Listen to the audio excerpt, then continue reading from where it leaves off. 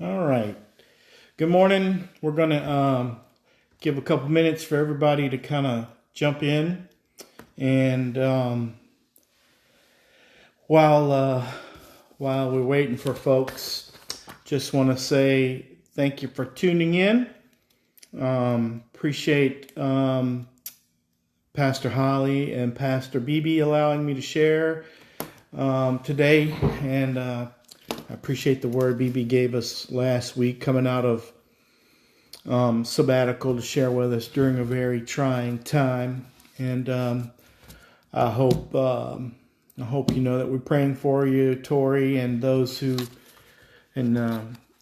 are still reeling from that event. What a crazy thing. Hello, Holly. It's funny to see something coming from Monica, who's actually sitting right over there. And I see John. Good morning. Hey, Mom. I don't see that yet, so don't.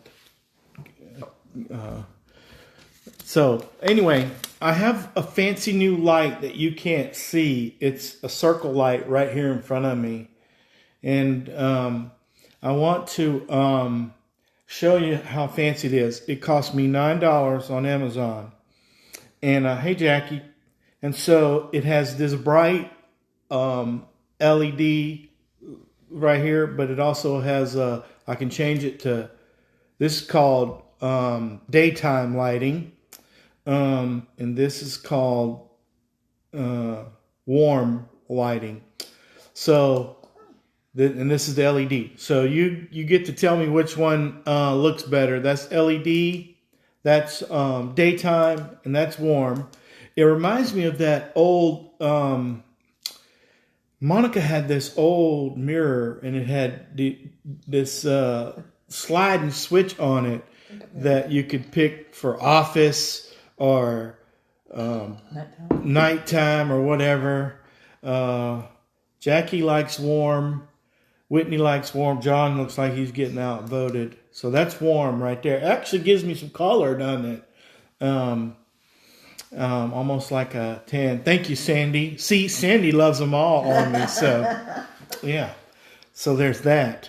I want to talk to you. My word this week is untold. And the word untold has a couple of meanings, right? Well, it has several, but and I'm only going to focus on one. But when you look up the word untold, it can mean an abundance. So like if you say, Chris won the lottery and he has untold millions, I'm speaking that so that it'll happen. So in that context, untold means an abundance, a lot. And then, of course, the very practical, what you would initially think of the word untold, meaning not said, not spoken, not revealed, untold, not told, right? So I'm going to talk about untold in the sense of something not being shared or said or told. And before I do that, I want to remind you two things. If you can, go to our website and donate to our church. We still function as a church, just virtually, but there are bills to pay. So your investment in the ministry helps us continue, and as the times change, it allows us to do that as well. And then secondly, don't forget to post your Sunday selfies. I see somebody's already said that. I bet that's Holly. With the hashtag JGCC. Monica did do a little search the other day on her Facebook and saw we were looking through all those pictures. Very, very cool to go back and look at the hashtags. So, untold. I want to tell you some untold Christmas stuff that you may not know, right? Just for fun, because that's how I do. Did you know that Jingle Bells, hey Williamsons, love you, Jingle Bells was not a Christmas song. It was written for Thanksgiving originally. You look it up. In 1857, it was originally titled One Horse Open Sleigh, and it was supposed to be played during Thanksgiving. And also, Jingle Bells was the first song broadcast from space. Another untold Christmas thing that you may not know, in the Netherlands, Sinterklaas, which is, obviously the Dutch version of Santa Claus, he comes from Spain and not the North Pole, so he's got a nice tan. And he has elves, right? Just like North Pole Santa Claus. But he steals kids. The elves steal the kids if they misbehave. So that's how they get their kids to behave in the Netherlands. Yeah, crazy. In Germany, Poland, and the Ukraine, if you find a spider web in your Christmas tree, that's considered an omen of good luck. I'm not a fan of spiders. I don't want them in my tree. But I know that some of you love them. Christy, Huss, see you. And maybe you want spiders in your trees. I don't. 2 weeks before Christmas is the most popular time for couples to break up. Yeah. Do the dynamics of that. Not sure. But my guess is less money to spend. I don't know.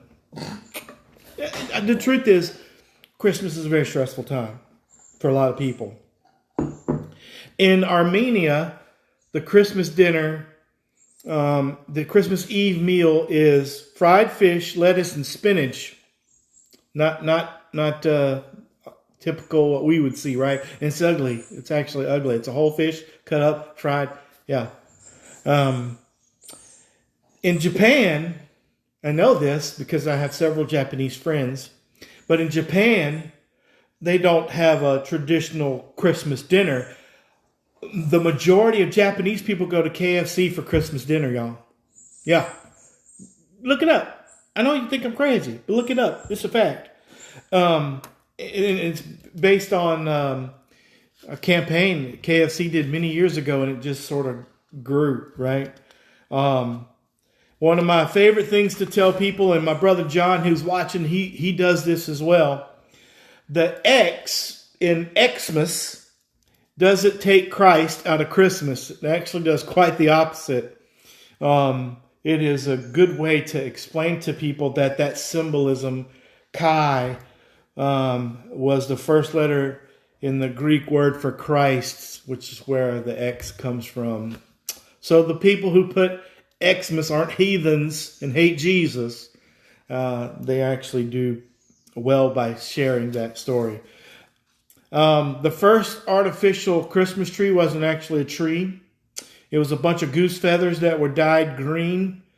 And those trees became very popular until finally making their way to the United States. And then now we artificially rainbows and pinks and blues and whatever. And if Iceland has 13 Santas and an old lady who kidnaps bad kids.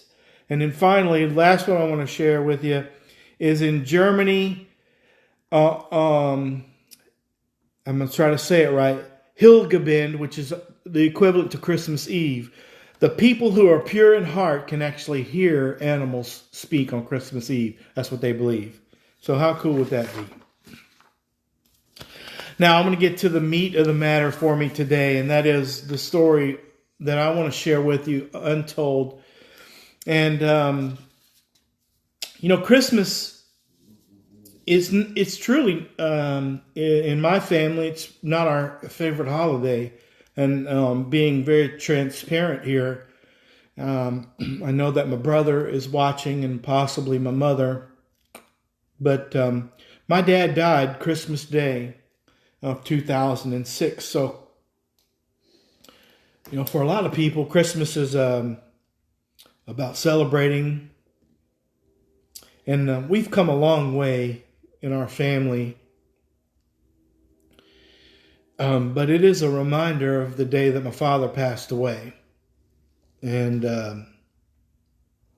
so it's not my favorite holiday, although I do my best to wiggle through it. And so does my family. We do celebrate my father's life. He was sort of this larger than life man. But I know that Christmas is not always the best holiday for a lot of people. So I want to, and I don't say that to get pity. I'm just making you aware that during the holidays, it's not always mistletoe and tinsel and gumdrops dancing above our heads. But I want to talk about somebody who gets looked over, whose story goes untold often with regard to Christmas, and that is Joseph. Um, you know, if you're Catholic, you guys get it right with regard to Joseph, because you actually realize he was a big deal. we sort of missed the mark with regard to Joseph. I think Joseph needs his own holiday, to be quite truthful with you. And I'm gonna most Christmas stories are read from the book of Luke, but I'm gonna read it from the book of Matthew, which sort of paints a better picture of Joseph than the book of Luke. So bear with me. I'm going to read from Matthew chapter 1. I'm reading from the Message, verses 18 through 25. The birth of Jesus took place like this. His mother Mary was engaged, or if you like that old school word, betrothed. Put a pin in that. We're going to come back to it. Mary was betrothed to be married to Joseph. Before they came to the marriage bed, Joseph discovered she was pregnant. Joseph, chagrined but noble, determined to take care of things quietly so Mary would not be disgraced. While he was trying to figure a way out, he had a dream, and God's angel spoke to him in the dream and said, "Joseph, son of David, don't hesitate to get married. Mary's pregnancy is spirit conceived. God's Holy Spirit has made her pregnant. She will bring a son to birth, and when she does, you will name him Jesus, God saves, because he will save people from their sins." And this would bring the prophet's embryonic sermon to full term. How about that terminology? Watch for this. A virgin will get pregnant and bear a son. They will name him Emmanuel, Hebrew for God with us. Put a pin in that as well. We're going to circle back to it. Then Joseph woke up, and he did exactly what God's angel commanded in the dream. He ran to Mary. He married Mary, and he did not consummate the marriage until she had the baby, and his name was Jesus. Now, what typically happens is we read this Christmas story and we, boom, hey Kyle, we immediately go right to Jesus. You know, we talk a good bit about Mary and her obedience to God, and hey Brandon, and I see Hope too, and Teresa. We immediately jump over Joseph and we talk about everybody else. I've heard sermons on the innkeeper even, and of course the wise men and the star. But Joseph sort of gets overlooked. Now I want to talk to you quickly about that word engaged or betrothed. What you don't know about those back then is when someone was betrothed or the ceremony happened, the groom would actually go to his home and begin building a place for the family to live. Sometimes it was a standalone place, and sometimes it was an addition to his father's place, and to make room for his new bride. Right. So as you can imagine, Joseph was probably a teenager when this happened, as were most of the men, and the women even younger. And so as a young man, newly married, you're tasked with going to prepare a place. And you, as most men, would be in quite a bit of hurry to get back and get your wife there because, married stuff. And so you can imagine, but back then it was the boy's father, the man's father, who determined when the time was right, when the place was perfect, and ready for the bride to come, for his new daughter-in-law. Now, doesn't that harken back to the scripture where Jesus said, in my Father's house are many mansions. I will go and prepare a place for you, and I will return to receive you to myself, that where I am, you may be also. That brings real clarity to what Jesus meant there. So it wasn't until Jesus didn't come to us until his Father said the time was perfect. There was no hurry. There was no get there quickly. Just like that new groom preparing, that father wasn't going to allow his daughter-in-law to come into a quickly thrown, messy place. It had to be perfect. So when we say Joseph had prepared for Mary, he didn't just go away, get engaged, and come. He had prepared a place for her. He had built something with his own hands to prepare for her to come. So now, let's get back to Joseph. Matthew paints this really great picture of Joseph, and whether it happened exactly like that, we're not sure. But what we do know is that you can see this scene, right, of Mary coming back from her cousin Elizabeth's showing pregnant, right? And Joseph knows it isn't his.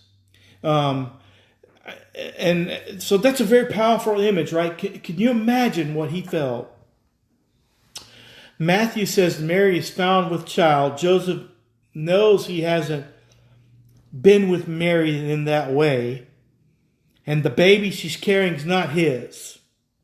And the only thing that probably makes sense to him at the time is that Mary is carrying the child of another man.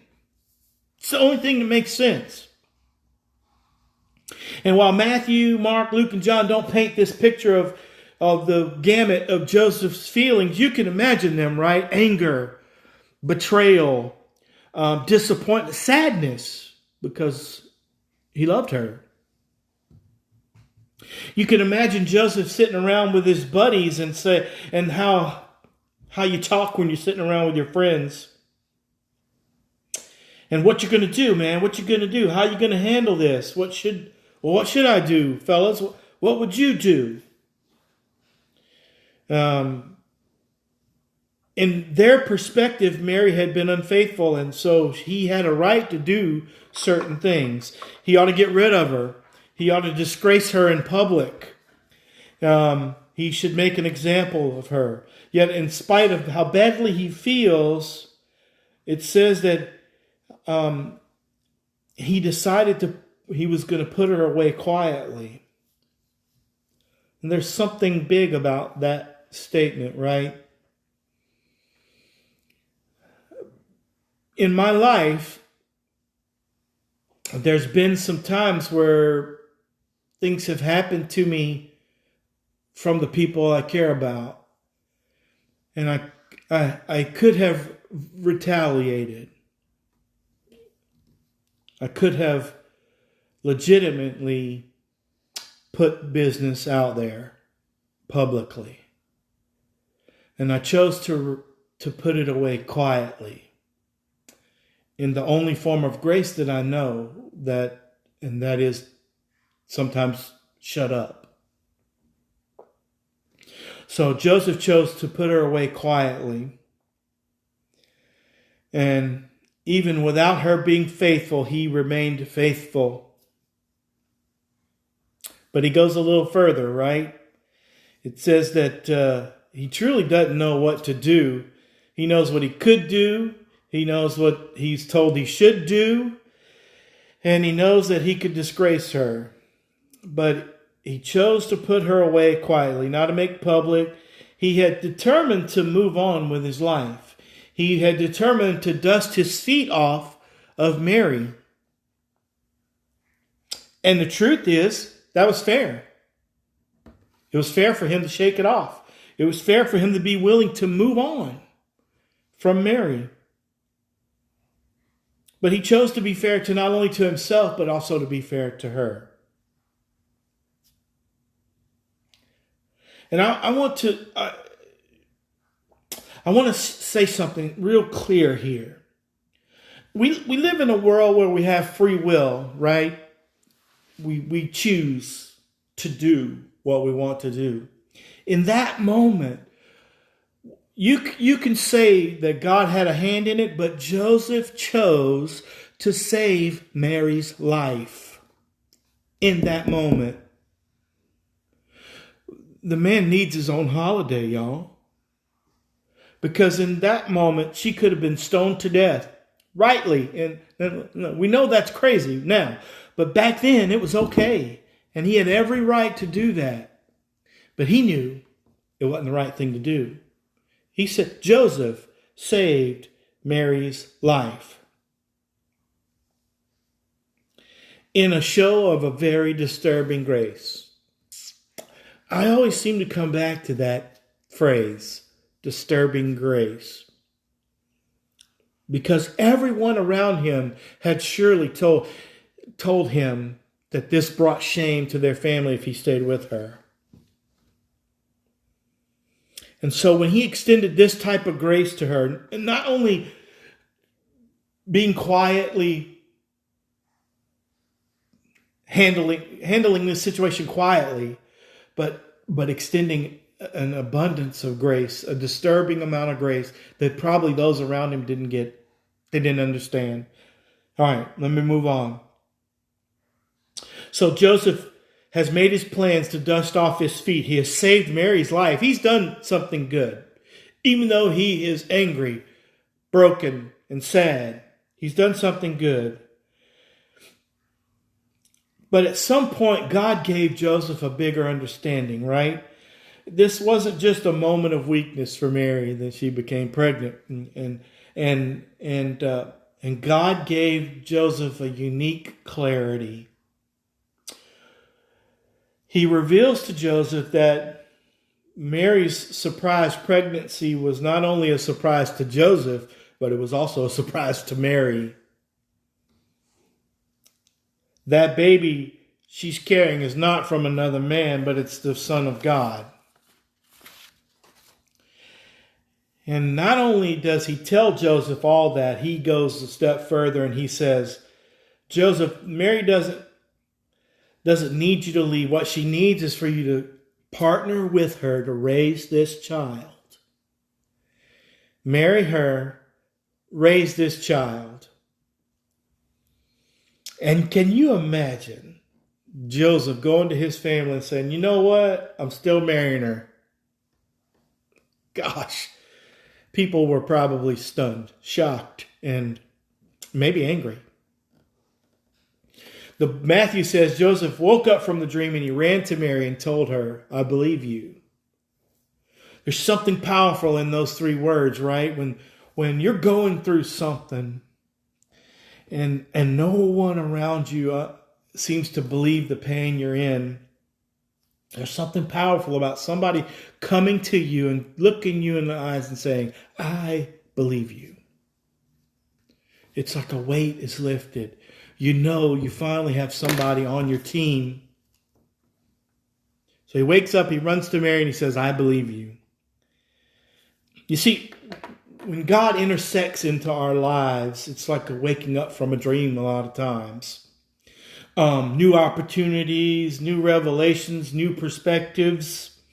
He changes the way we look at things, right? And circumstances. When Joseph went to sleep, he had a plan. And then he woke up and the plans changed. Monica tells me all the time that her mother used to say to her, things will look different in the morning. Isn't that true? You see, this wasn't Joseph's idea to raise a son that wasn't his. And sadly, the truth is, if you look to, we know the end of the story, right? Joseph probably didn't even live to see Jesus' ministry. He was given a task to fulfill, and he wouldn't even see the outcome of that task. Jesus. So, one of the things that we may need to recognize too is the difference between our perspective and God's perspective. Sometimes there's parts of our story that are untold and can only be told by a revelation from the Spirit. God doesn't see things like we do. It's been evident in my life for many years, and I'm sure yours. Often when we see despair, God sees hope. When we see death, God sees life. When we see the end of something, God sees the beginning. And having hindsight in some of the times in my life where I thought things were ending, the sky was falling, turned out to be new beginning for me. You know, this church was a new beginning for me. At the point in my life where I thought ministry had come to an end, a tattooed lesbian pastor reached out and gave me a new beginning. You know, and I'm thankful for it. You know, and later, another angel came to Joseph, right? If you remember the story, another angel came to Joseph and told him to get his family out because babies were getting killed. So not only did he save Mary's life, but he literally saved Jesus' life. Why is this man's story not told? Because these stories have the power to heal. You know, I'm almost certain Tori's probably not watching this, and if she is, I hope so. Her journey the last week or so or more has been something to watch. She's been sharing these stories on Facebook about her and Taylor. She's been shining a light on some untold stories. She shared one, the last one I saw. She shared about some wind chimes that Taylor gave her. And she's probably sharing these stories as part of her healing process. But the truth is, it helps us heal too. So, Tori, I want to say thank you for opening those untold stories to us to help us heal from what is a devastating loss to you and to us. Sometimes our untold stories bring new perspective. Those stories that Tori shares show a love, a crazy love, right? A beautiful, untamed love. And this story of Joseph is the same way. This story that doesn't get told about Joseph is a story that brings healing, but also it gives us a new perspective that sometimes there's more to the story that meets the eye. You know, Christmas is that type of story. It's not just one story. The Christmas story, I tell people all the time, the Christmas story is not just a story about you. It's a war story.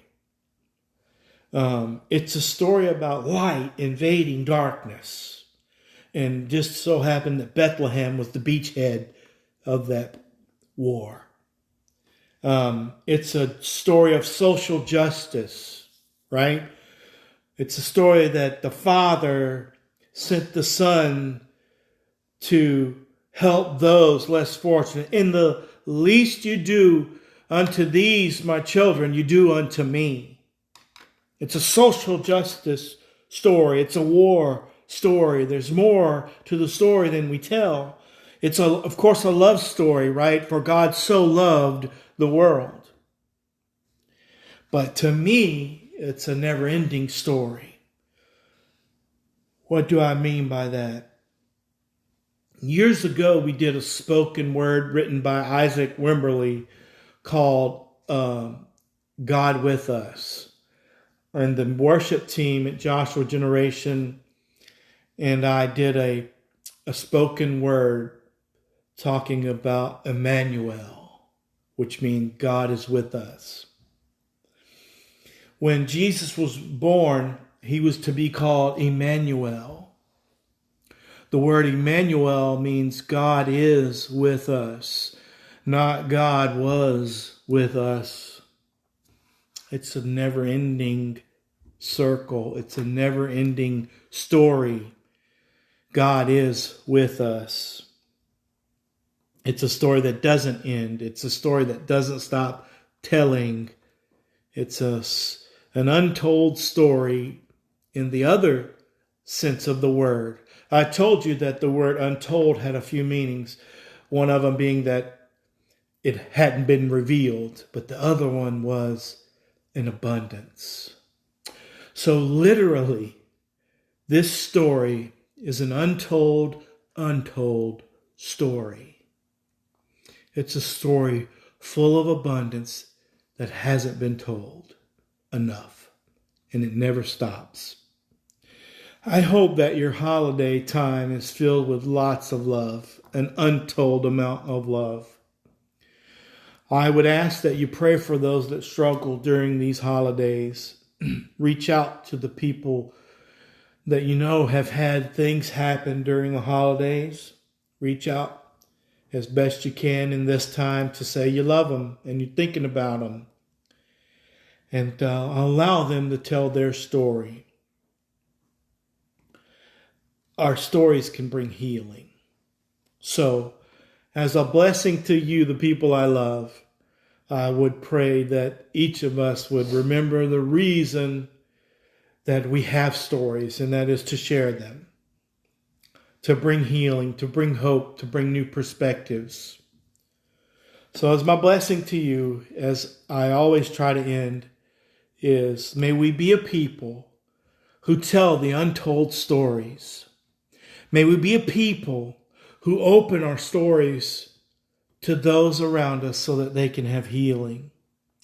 May we be a people who share the unending love story of Joseph and his disturbing grace to create a family that is an example for us all. And may we be a people who love one another so crazily that those around us can't understand it and have to ask, what is going on?